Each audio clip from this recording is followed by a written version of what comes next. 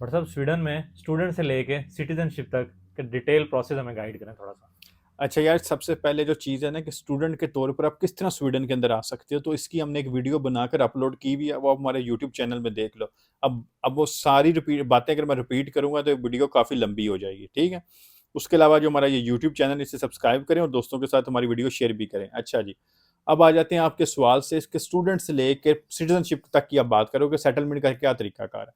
अच्छा, सबसे पहले फॉर एग्जांपल प्रोसीजर क्या है, प्रोसेस क्या है स्टूडेंट वीज़ा लेने का, वो तो हम अपलोड कर चुके हैं, लेकिन एक की पॉइंट मैं आपको बताना चाहता हूँ, क्योंकि मुझे एक दिन पहले ये मैसेज आया था कि मुझे वीज़ा एडमिशन मिल रहा है 1 साल के प्रोग्राम में भी और 2 साल के प्रोग्राम में भी, तो मैं किस में लूँ।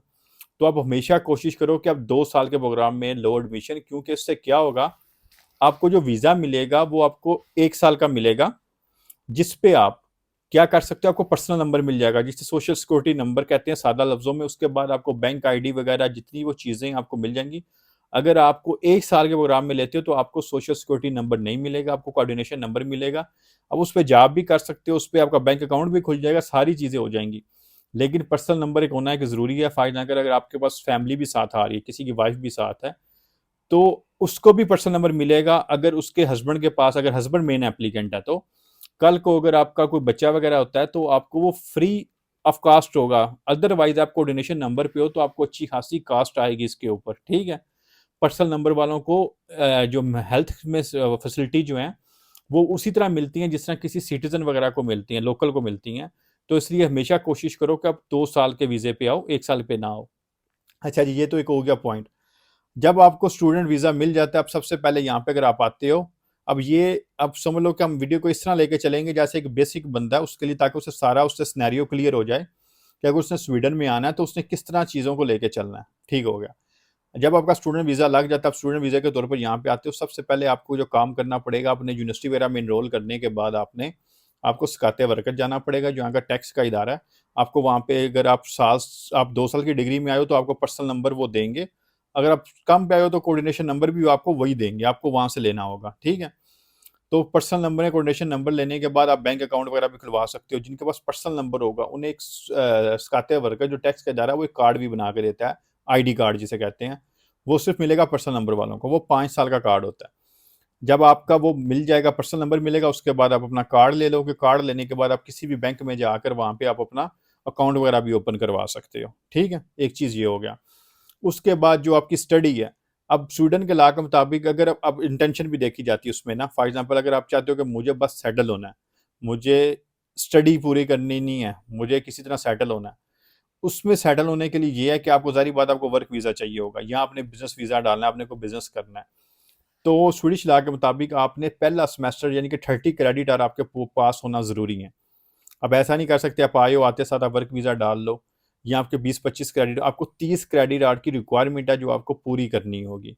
अगर आपने 30 क्रेडिट कर ली हैं और आपको कोई बंदा जॉब ऑफर कर रहा है, किसी भी कंपनी में आपको जॉब मिली है और आप चाहते हो नहीं यार मैं ना स्विच करना चाहता हूँ, मैं स्टूडेंट वीज़े से जॉब वर्क वीज़े पे जाना चाहता हूँ, तो 30 क्रेडिट वो उसकी जॉब होगी। वो उसी तरह जॉब जो है फॉर एग्जांपल अनाउंस करेगा आरबस मिलियन पे। वैसे यहाँ पे मेरे बाद जो स्टूडेंट वीज़े पे आता है उसके लिए ज़रूरी नहीं होता कि उसकी जॉब पब्लिश हो आरबस मिलियन पे, लेकिन कुछ लोग सेफ्टी के तौर पे करवा लेते हैं, वो उनकी मर्जी है, लेकिन उनके लिए एग्जप्शन है, उन्हें करवाने की जरूरत नहीं होगी।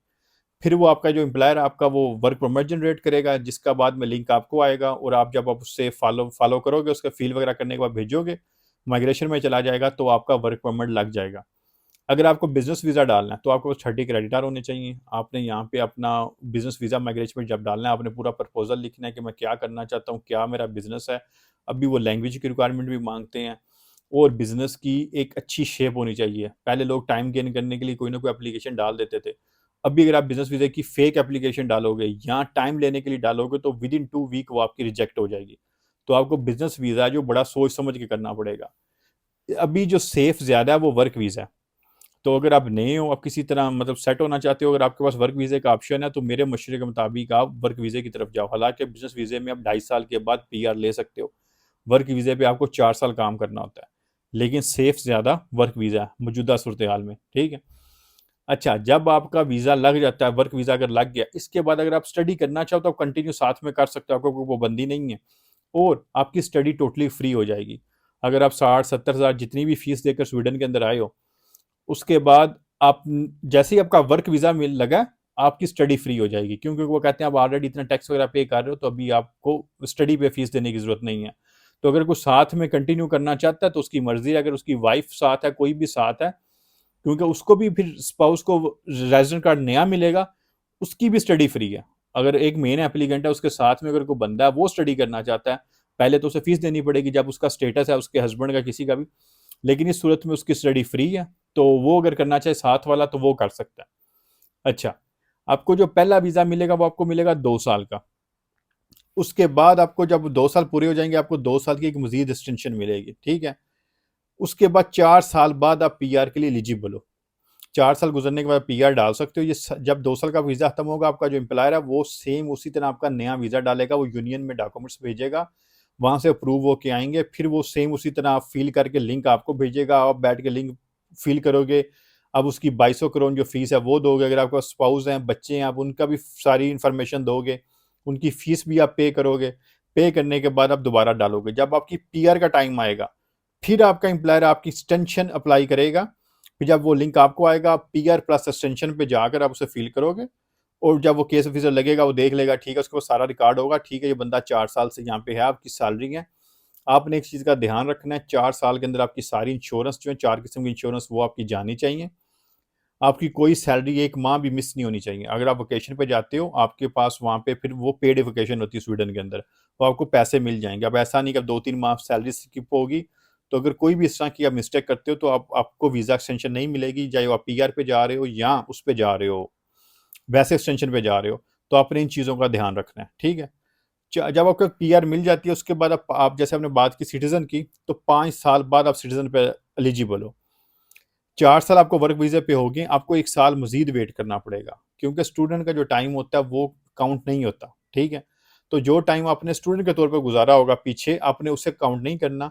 वर्क वीज़ा जो 4 साल का है, उसके बाद 1 साल मजीद आप वेट करोगे, उसके बाद आप सिटीजनशिप अप्लाई कर सकते हो। अब मौजूदा सूरत हाल में सिटीजनशिप की कोई खास रिक्वायरमेंट नहीं है, बस इतनी है कि आप 5 साल के स्वीडन के अंदर मौजूद हो, आपके पास पीआर हो, और इस वक्त क्या है, वो आप फिजिकल आपको वहाँ पे अपीयर होना पड़ता है मिग्रेंस वर्कर के अंदर, लेकिन फ्यूचर में आप शायद आपके पहुँचते और आपके सिटीजनशिप तक पहुँचते हुए जो रिक्वायरमेंट आ सकती हैं, जो मतलब वाज़ेह हैं, वो ये है कि आपके पास जॉब होनी चाहिए। अभी जॉब की कोई रिक्वायरमेंट नहीं है।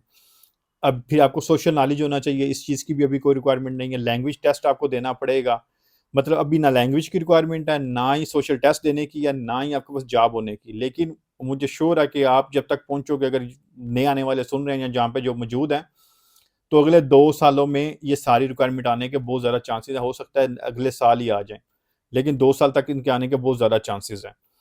तो ये सारा प्रोसीजर है। अगर क्योंकि हमें सवाल आ रहे थे काफ़ी कि स्टूडेंट वीज़े से लेके सिटीजनशिप तक हमें बताया जाए कि क्या है।